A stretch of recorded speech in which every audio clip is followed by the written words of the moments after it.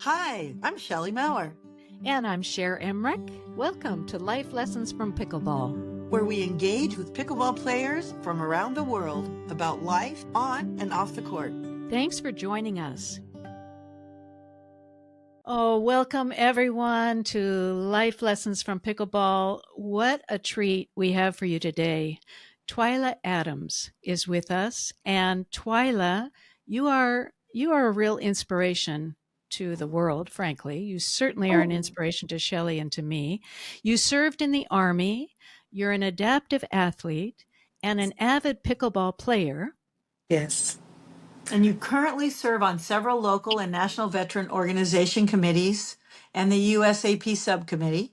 You're a motivational speaker and have Yeah. been featured in several magazines, newspapers, blogs, media releases, including the 2023 Amazon Holiday Catalog. So, lots for us to talk about. I Yes. wish we had way more than 30 minutes, but we'll see what we can fit in. And let's start at the beginning. Tell us about your service in the Army. Well, I thank you, first of all, ladies, for having me. This is an opportunity just to tell people how much fun pickleball can be. I went into the military in 1980 and I left after Desert Shield, Desert Storm. Um, Wow. Medical issues, back, knees, and other things, body just wearing out. And I decided in 1991 after the war that I would leave and come back home. Uh-huh. And then when you came back home, it was so interesting. We want to hear about your holistic mobile mani pedi Reiki service that you had for the sick, the elderly, and the disabled. That sounds Oh, very interesting. yes, it was. I learned about nail care as a kid. One of my favorite aunts, she provided nail care. Her nails were always long and beautiful, and I gravitated toward her. And so it's been since my early age of enjoying providing services for people and noticing the issues that they had with their hands and feet. And when I came home, a good friend from high school said to me, "Oh, I'm so glad you're home now. You can take care of my nails." And I said, "I've been gone for 11 years, and you mean to tell me your nails, you haven't taken care of your nails in 11 years?" And I told her, just like I did back then, that my aunt taught me, everything is basically the same. The techniques, the tips, what we eat, what we put in is what we get out. And when she said that to me, I decided to go get my manicuring license and my teacher's license. And I visited with some of the seniors who were in assisted living and would go over and visit this one Oh, particular lady named Miss Annie, and it made her day better. And then people continued to ask me if I would do theirs, and it grew and it grew and it grew, and I realized that it was a underserved population. So for over about 27 years, I provided that mobile nail care for my clients, and I traveled where they were. After my injury, I couldn't do as much. It was more just an outing for me, or rehab, if you will. It was a way to socialize and spend some time with some people who needed a little bit of a caring ear or someone to help and help them feel a little bit better. So it grew and I continued, and of course with my disability, my physical disability, it kind of wipes me out. You just do one person a day, maybe a couple of times a week, and sports begin to take over. Well, for one thing, I think that's just really important information that you've shared, that something like doing someone's nails, being present, Yep, can change a person's day.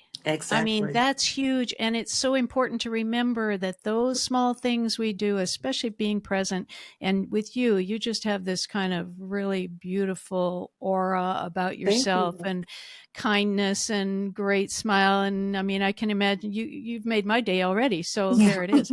But Twyla, you mentioned your injury. Tell us about that? As I mentioned, I got out of the Army in 91, decided to get out because of knees and back issues and some other health concerns. And in 94, I was in an automobile accident and I broke my neck and I was paralyzed from the neck down for quite some time. And I had to learn to do everything all over again. Still have some limitations, but life goes on. So we push through those limitations. and we find a different way to do things. So I had to find a different way to live this life at 35, and so far life has been good. We don't get to go gun ho at everything, but we get to go gun ho at some things, and find the boundaries and find the places that bring joy and minimize pain. With chronic pain and burning and nerve issues from the spinal cord injury, that's just something par for the course that we, I just have to manage it and live with it daily. You know, when I was reading about you before the podcast, the one thing that was so inspirational to me was you had mentioned that in the beginning, the doctors just were telling you what you couldn't do. That's And you right. said, I've had enough of this. I want you to Mhm. tell me what my possibilities are. And how you've overcome all that is just incredible because they were telling you a lot of can'ts in the beginning and you wouldn't That's, listen. Yeah. that's true. They did. They based their focus on what they saw inside, and what they saw inside once they opened me up was something that they felt was not going to be a good prognosis afterwards, because he did say to me prior to the surgery, there's no guarantees. And I said, well, I know that, but I can't do anything now but move my mouth and eyes, so let's give it a try. And then afterwards he gave me the same prognosis, that he didn't see that I would be able to do anything. But I made my circle of support very small, and it consisted of the nurses and the people who came in to serve me, to bathe me, to dress me. And I asked them if they would do certain things to see if maybe some movement would come back. And then one day I held my right foot up during the exam with the doctor, and he said, oh, that's a spasm, you'll have those. And I said, you want me to do it again? And I picked up my leg and I moved my right foot around. He kind of scratched his head and said, okay, well, let's go to rehab. And he explained what rehab was. He said, I'd be in the gym 3 times a day. And I was like, cool, that's what I do. I just left that kind of environment, so let's do it. But they base it on what they see medically. My hope and my faith brought me through to the other side to see the possibilities. And then after I came back for a visit with him, and I was strapped, my arms were strapped to a walker, and I was kind of sliding my feet. My walk is not the average walk gait. And he was passing me in the hallway, and I said to him, I got to go to the bathroom. I'll be right back. And he stood and looked, and I said, yeah, it's me, so he changed his perspective of what he says to people to let's just try. And I believe that was an opportunity for him to learn something about the type of care that he provided based on medical and science. This is what we see, but this is the possibility. If you believe and you push yourself, it's very likely that you will be able to have some type of quality of life through the process. And so I'm grateful for him, because he and the other surgeons were the best in the area. And they had a lot to deal with, to remove a bone from my hip, refabricate my neck, put some wire and screws in there to hold me together. And after that, they knew that I could continue on, because they were saying I couldn't live alone, I wouldn't be able to drive, I wouldn't be able to do anything. So I'm just fortunate and blessed to be able to come through it by keeping that circle of friends and support very small. And they believed in me and they helped me believe in myself. So therein comes self motivation. It has to come from me. Mhm. All of it cannot come from the outside, Yeah. because they're not living my life. They're not going through the pain. So it's up to me to settle down, connect with my faith and my beliefs and my inner person, and motivate myself to do the best I can do with what I have now. So, yeah. Wow. What, just in that part of your story, what an inspiration, what you taught the doctors and how many people you've helped since then by changing the story for them and letting them see the possibilities. Wow. They are endless. Amazing. I've met a lot of people who Wow. are chair users, who've experienced the things I've gone through and more devastating than I can ever imagine. And I get to compete with them. I get to meet them. I need to hear their stories. And it's amazing. So I'm not the only one out here doing this. There are some amazing, amazing athletes who are Paralympians and Olympians who are actually making a difference in the world today. So I'm grateful. I'm very grateful. And you among them. We are grateful you're here to tell us your story. So, how long was it before? Well, let's see. You are in a wheelchair. Is that correct? I do use a wheelchair for Use a mobility. wheelchair. My scooter is my primary because I'm diagnosed quadriplegic, which means I have Oh, issues with my legs, my arms, everything is weak from the neck down. So my scooter is my primary mode of transportation. And I use my cane and I have a walker in my house. how long till you felt like you could be independent like you are now? Well, I didn't know. I was just kind of walking it out one day at a time in the moment. Moving the foot was the first process. None of the rest of the stuff worked. The left arm, the left part of my body is in, it didn't work. I was dragging that foot and they put me in a wheelchair for my appointments and I couldn't push because I couldn't use my hands and my arms. So I just used that foot. And I just used my one foot to pull me through the halls of the hospital for my appointments. And then the therapy that they provided while I was in inpatient therapy had some great rec therapists who worked with me and my rec therapy, my recreational doctor, rehab doctor, Dr. Billstrom, he was also amazing. So through the therapies, I've learned to use my hands minimally, and then I have other adaptive equipment that I use to help manage how I use my hands. So I would say the therapy, the occupational therapy, the physical therapy, all of that combined is what helped me get to where I am now. Just picking up pennies and straight pins off of a table, you'd be surprised how tiring that can be when Mm. you're learning to do everything all over again. And when I say everything, I mean everything. Wow. Everything from scratching your nose to rubbing your ear to feeling an itch and not being able to, move to it. Everything, everything. So I'm grateful. Gosh, that's even just trying to imagine that, Twyla, is challenging. And then to think that you not only have overcome, but you started with that belief in your faith and in yourself. And a lot of people would have just accepted whatever they were told and thought, okay, it's hopeless, I'm done, that's it. But you weren't willing or able to do that because you somehow knew better. I heard better it within myself, and I was raised. That's how my parents raised us. Can't, never, could. If you just try, you're going to have obstacles come your way. It's your decision. Make sound decisions.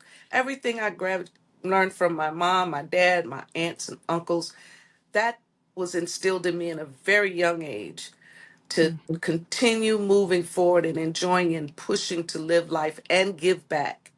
That was the other thing that was very important in my family. That is very important in my family. I always saw my parents giving back, and I always saw them face adversity with a can-do attitude. Wow. Wow. Therefore, those beginnings that we have from 0 to 5, they're important. Those examples that we have, the people that are around us, a lot of negativity will brew negativity, or I could get away from that and make a decision that I no longer want to be negative, but I want to be my authentic self. But it was my parents, it was my mom and my dad who said to me when the doctor said, well, you'll never walk again. My mom reminded me recently, she said, when that lady said you'll never walk again and you'll never get up, and you looked at her and said, well, let me check with God because I know who he is. I've known him since third grade. So let me do that. And the lady said, well, nerve endings don't regenerate. And I said, well, let's see if they will. I mean, this could be a different situation right now. No, no, it just doesn't work that way. And mom said, when I told her, oh yeah, I'm getting up, I'm going home. That's what I'm going to do. And I'm going back to work at the railroad. And mom said, I looked at that lady and I said, she really doesn't understand what we're up against, because we'd had several other tragedies that had occurred in 93 and 94 with our immediate family that we had to work through. And so Oh, this was wow. just another challenge, a bump in the road that we would have to work through together. Mhm. Wow. Wow. Wow. Go ahead, Cher. So I wanted to ask you were you involved in sports? I know you were very athletic in the military, and you have to be able to survive in the army. But were you involved in sports before your accident? Never. Not in high Interesting. school, not in college, not in the military. I was too little, I was a girl, I was too short. All of Oh. those you can't attitudes were put in my face by playing with guys and stuff. It just wasn't going to work for me. And I said, well, okay, I play in the band, I do other things. I'm a bit of a nerd, and so I like to read. So I just gravitated as a public speaker in high school, and I just gravitated to the things that work. It was not until I was introduced to the National Veteran Wheelchair Games. So who introduced you? How did that happen? I was in Richmond for my first annual spinal cord injury exam at the VA hospital. And when you go in for your exam, they check you from head to toe, blood pressure, everything is checked, bladder, heart, everything, EKG and everything. One of the stations that you go to is recreational therapy, and there was a rec therapist there by the name of Miss Sherry Hicks, who was also a veteran. She was in the Navy, and her job is to find out who wants to be active in sports. And she said to me, "You want to go to the wheelchair games?" I said, "And do what?" And she said, "Well, we have billiards." I said, "You mean like nine ball, play pool?" And she said, "Yeah." I said, "From here," and I had a big scooter at that time. I said, "And do what?" And my hand wouldn't open up. It was gripped, and I was kind of, I said, "I don't understand." I said, "And do this, really play pool and compete?" She said, "Yeah, there are other sports." And she began to explain. And I said, "Well, how do I get there?" And I said, "You come from Richmond on a bus and pick up a bunch of us, and then we go to where this place is." She said, "Well, it's in Cleveland, Ohio. You're a novice, so it's free for you the first time. And no, you fly." And I said, "With this scooter, I'm going to fly, I mean, on an airplane and take this?"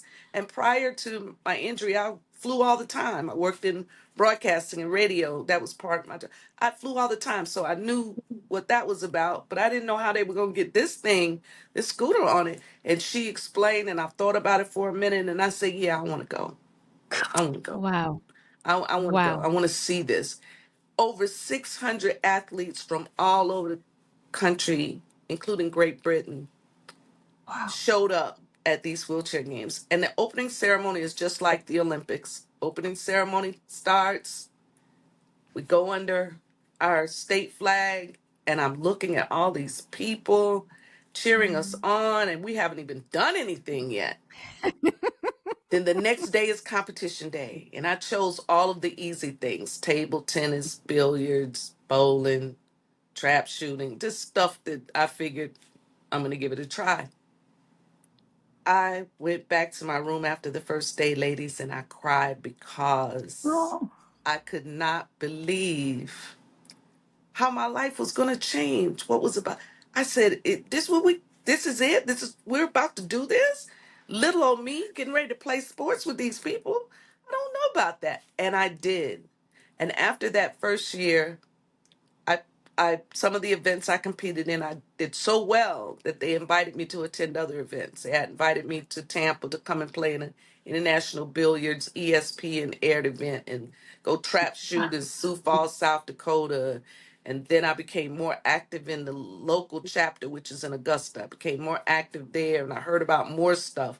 And it just kept growing and growing. But in the process of doing that, I needed to find some good boundaries for myself because Mm. I would wear myself out and then I couldn't do Mhm. anything, couldn't fix Mhm. anything. I was dropping stuff all the time. So I had to pace myself and find out where that edge is so that Mhm. I would pick events that I could be successful in and then be conscious of my energy and preserving my energy in my body and eating properly and doing the things that would nourish my body versus maybe eating a whole bag of popcorn and some chocolate and other things. I had to develop some discipline over the ice cream. And I was vegetarian at the time, and I realized that my body would perform better on a vegan diet. And so I made those adjustments, and I had to say no a lot for some events and things because I wasn't the old 35-year-old me before November 6th, 1994. I had to come to grips with that, and I had to settle down and say, I'm going to enjoy every part of this journey, whatever it looks like. And therein, I became an athlete, Wow, to my surprise. Wow. that's a great To my story. surprise. So then, when were you introduced to pickleball? So you're doing all these sports, having so much fun. So then, how did pickleball come? I love talking about pickleball because Oh, it's just so do so much we. fun. So do we? I went down to Augusta, Georgia, to the VA. They host a camp every year called Camp SOAR, SOAR, and the camp is designed for those folk who are inpatients. And the rec therapists and OTs and the clinicians there take us to a 3-day camp. We go. I've been several times, and I go back just to be a mentor to those that are coming for the first time. And there's certain events that are set up, cornhole stuff for us to try, scavenger hunts, and we partner with the folk that are brand new. But I went in the gym and I saw the net set up. I was like, okay, we're gonna play tennis because I played tennis. Tennis is pretty hard on my body as a quad, but I played anyway, win or lose. And the guy, Dr. Jerry Brigham, he said, it's pickleball. I said, what? And we could play inside all the time, and we play outside too. And he began to explain. In his instructions, the first thing he said was stay out of the kitchen. So I'm in my sports chair because you play from a sports chair. And I was like, okay, just got to let it bounce. And I started playing. Well, I went to the baseline. I just started waving the ball like I'm playing tennis. He said, it's not tennis, it's pickleball. I said, okay, I'm going to learn this sport. Where do I get a paddle from? So came home, and being a senior, I looked at the County Senior Games, and I noticed that they had pickleball, and I've been playing with them since I was 50 years old. And so all the other sports, I was like, I'm putting my name down. I don't know how to keep score. I don't know how to play, and I'm going to play anyway. And I went out and I won my first silver medal. I said, you know what? This is less tasking than tennis. The court is Yeah. smaller. Yeah. This is more like chess, not checkers. Okay. So there's a strategy to why you come to the non-volley zone, the kitchen. There's a reason why you just pushing the ball. Oh, I can do this. I know. I know I could do this. So I looked for some local places to play, and there's a rec center near me, and they were playing on Tuesdays, and I just showed up and I said, I want to play. And the people there said, well, sure, but the chair, you gonna be okay? And I was like, yeah, I'll be okay. I'm gonna hit the ball back over just like you. I continued to go and play there at that rec center with some of the staff and some of the folks who were playing, Mr. Lawrence and Lynn, and that would come out and play. And we just had a good time, and they taught me the game. And then I heard about a tournament in Myrtle Beach, and they Ooh. had a wheelchair division. Oh, I wow. Oh. signed up for that and played, because when you sign up and you don't have a partner, you say you need a partner, and they help you find a partner. And the guy was like, Nice. well, how are we going to do this? And I said, well, it's the same. We just get two bouncers throughout the game. I do, like in tennis. I said, and you play your game and I'll follow you. I'll do whatever you do. If you back, I'm gonna play up. And we kind of came up with a strategy. We played, lost the first one. It was one game to 11. No, one game to 15. And I was ready to keep playing. I was best 2 out of 3 or something. They were like, no, no, no, you're done, you're done. You get to play another one, Clay Constellation.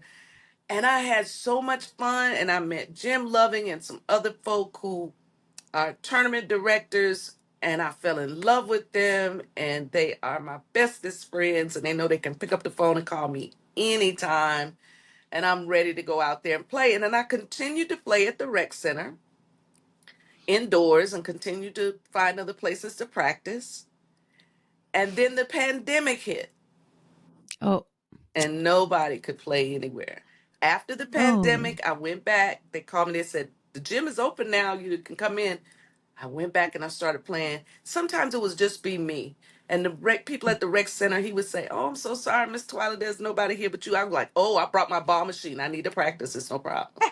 We had 4 or 5 people who would show up. Some of the other locations, rec centers would say, "Oh, well, go over there and play with Twila. She'll show you how to play. She'll slow the game down." And being a pickleball ambassador, that's what we do. We just volunteer to show people how to play. Now we have over 37 people who come on Mondays, Wednesdays, and we're adding an extra day, Wow. Oh my gosh. Fridays. Fun. Oh my gosh. I So, know. Are they all using wheelchairs? No, these are all able bodied people. And the people that I oh, normally play in tournaments against or with are able bodied people. Great. I've played some Wow. tennis events. Pickleball events. I went to Richmond to play in a sportable fundraiser. And I've been down to Augusta to play. I've been to Charleston to play. But the bulk of it is able-bodied people and me. Out of over 300, sometimes folks that sign up for events, I'm the only chair. And that's a good thing. Other players who Yeah. play in chairs are like, you play with them and how you going to win? Because there's really no difference. 2 bounces throughout the game when we put our front casters over the line and we can still volley out of the air. Big wheels go in, it's a flip flop. What's the difference? I enjoyed this so much that I don't care who I hmm play with or against because it's the community, the camaraderie that makes the difference in the fun. And these ladies and guys who come and play over at the rec center, it's the laughter for me. And I tell all new players who enjoy. come, we play for fun over here. If you want to be a little bit more competitive, that's fine.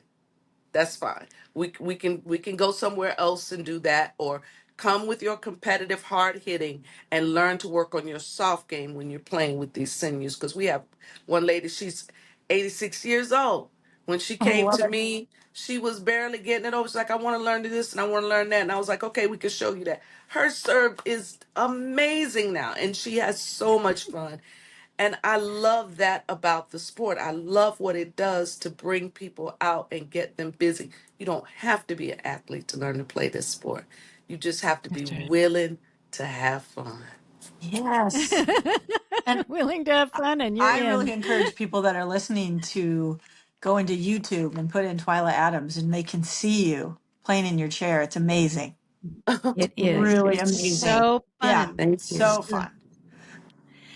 It occurs to me, Miss Twyla, that you are a paradigm shifter. You helped shift the paradigm for the doctors who were feeling Oh, like they had the answer and that this is the way it is.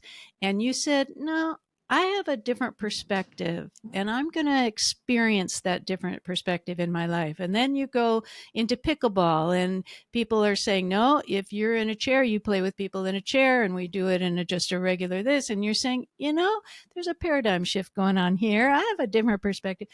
I just love that you are shifting the world wow. and you are a public motivational speaker now as well, correct? Yes, I've done that since high school. Since high school. Yes. So tell us a little bit about that as well. Well, in high school, one of my teachers, they had a fashion merchandising class and I needed to take another class. And so I liked photography. And so Miss Dill gave me her camera and said, "Just take some pictures. Just go take some pictures for me." And I was like, "Okay." Because I didn't want to do the bridal thing and the dress up stuff. That was the final senior project. And then one day I came into her and she said, "I just signed you up for a public speaking contest. I see how the students kind of gravitate to you and you're able to communicate with them." Wow. And I said, "What do I do?" And she gave me the information. There were 3 topics. You had to go research all 3 topics and then just show up at this place, this other high school, and be ready to speak. And so I did that. And I'm a speaker from church and, being a Girl Scout and all those other things that you do growing up.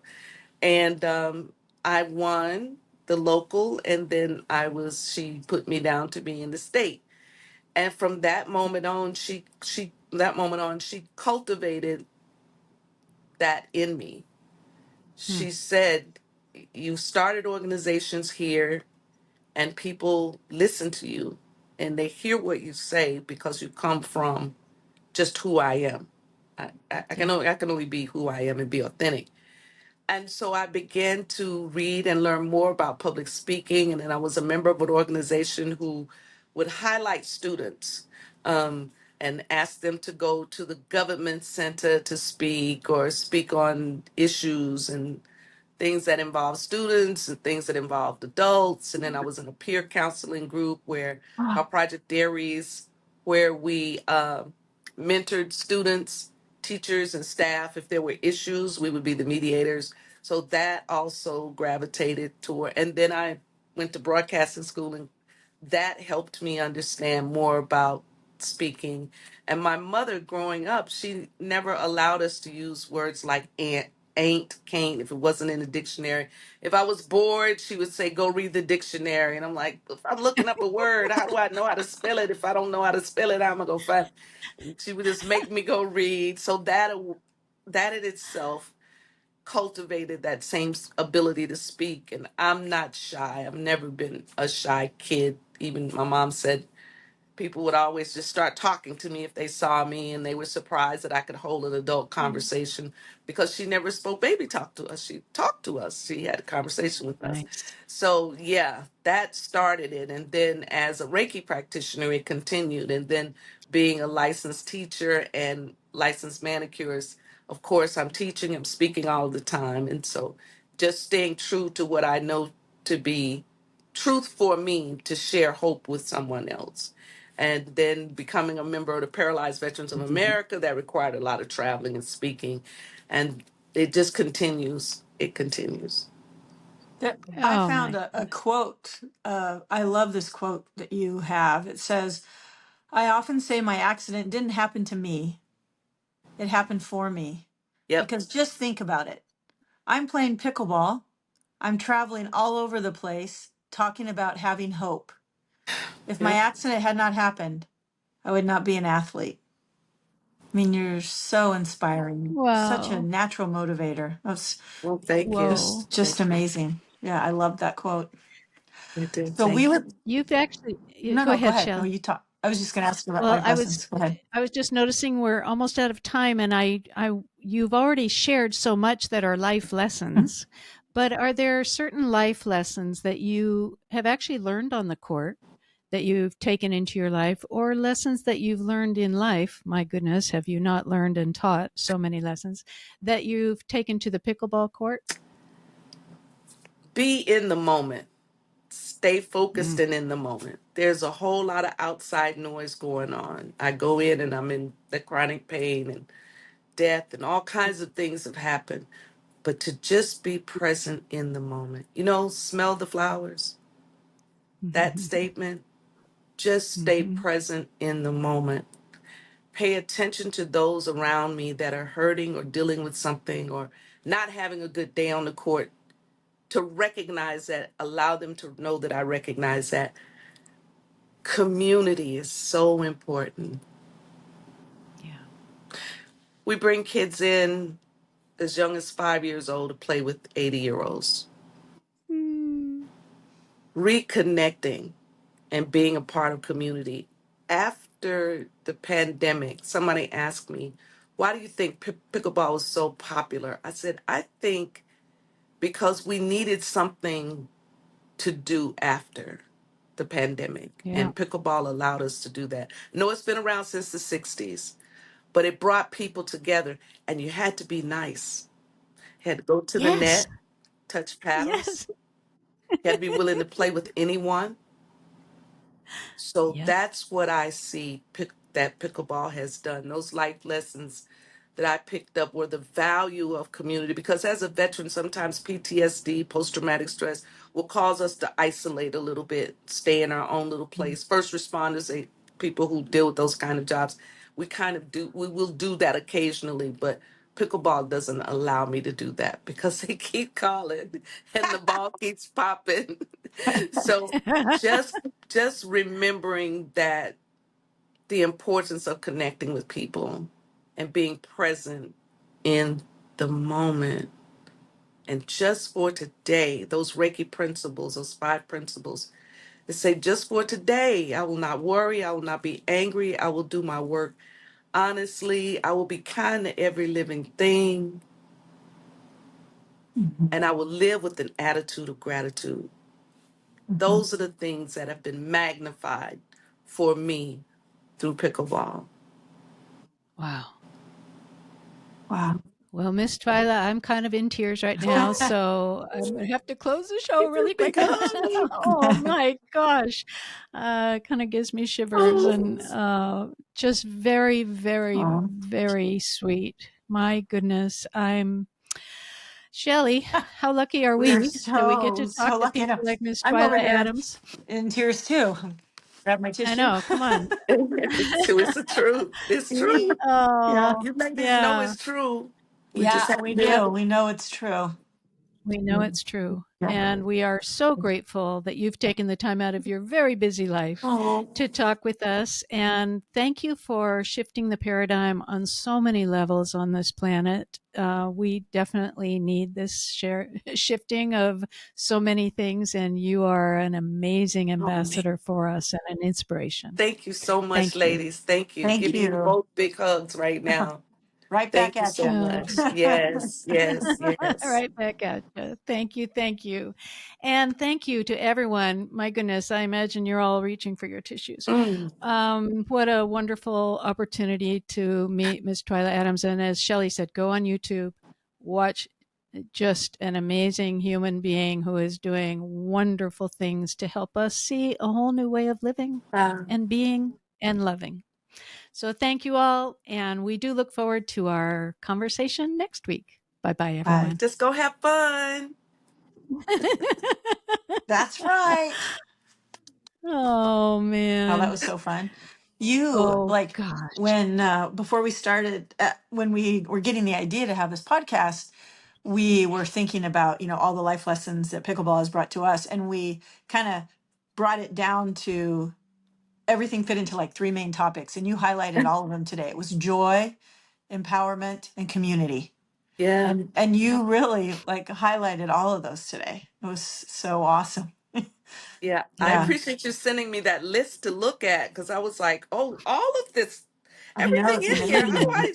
How do I say all of this stuff and how it impacted my life and how important it's been to be a part of this pickleball community. It's how do I say that? And then I was like, don't say it. Just listen to you guys and just talk with you, and we'll see what comes out after that. That was the Wow. important And part. it was amazing. Thank Yeah. you. Well, God was certainly present in this Yes. conversation. Yeah. I definitely feel that spirit. Yeah, Yeah. yeah, So, yeah. That's where it comes from. I mean, really, you got to believe in something. I was telling someone the other day, one of the counselors I was speaking with, and I told her she's a Christian, and I told her, she said, "Well, how do you figure out all this stuff in the Bible?" And I said, "You don't have to believe it. It's a system. Everything is a system. If you use those guidelines in there, the ones that say be good, be kind, those 10 commandments, don't kill, stop backbiting, stop gossiping, stop doing things to your neighbor, take care of yourself first so that you can give, all of that is in there. If you work that system will work. It's not this denomination, I believe this, whatever it is, if you practice that system of things, life can be more peaceful. I like Hmm. what yeah. Deepak Chopra says, and that's paraphrased. When I let go of the need to arrange my life, the universe brings abundance to me. When I let go, it's hard because we've been told we got to fix it, especially as women. We got to do this, we got to do that. All we have to do is breathe in, breathe out, and be present in the moment. That's Yes. really That's it. everything else, the noise, the chatter, it will quiet down, and I have more peace and more vision to look forward. I mean, there's a lot going on in your lives. There's a lot going on in my life. Death, all kinds of Yeah. things are happening. But it's how I respond to it and prepare myself to be present in the moment that will make the difference. Not what somebody said to me, not how they treated me, not the words that came out of their mouth with negativity, because I can reverse that with something positive and just send them light and love, because there may be something going on with them that I don't even have any idea. Right. I couldn't even fathom what they may be going through, but I can be present in the moment and offer them light and love in their Mhm. moment. And I think that works for me. I think it's a simple thing, really, Mm-hmm. Yep. right? Right. Yep. That's right. Let love be the guide. Yep. Impact. Yep. Yeah. Oh, Oh. thank I you. can't wait to meet y'all Thank in you. Thank you. person, Thank you. man. I want to come meet I y'all. know. Me too. Me Yeah, too. that'll be fun. Are you ever coming to the Pacific I don't Northwest? know. We're in Seattle area. Oh, I would love to. That's on my list of things to do, to come out there and Okay. Well, play. We'll be playing some you have our pickleball with you contact if you come this information. way. You have our contact information. So you be sure to contact us because we would love to meet you Yeah. in I person too. will. I will. If you love our podcast, we'd be so grateful if you'd take a few seconds to follow or subscribe to Life Lessons from Pickleball. This ensures you'll never miss an episode and helps us continue these wonderful conversations. On Apple Podcasts, Spotify, or wherever you listen, go to the show page and tap the follow button in the top right corner. And on YouTube, click the subscribe button under any of the episodes. Thanks so much. Hope to see you on the court.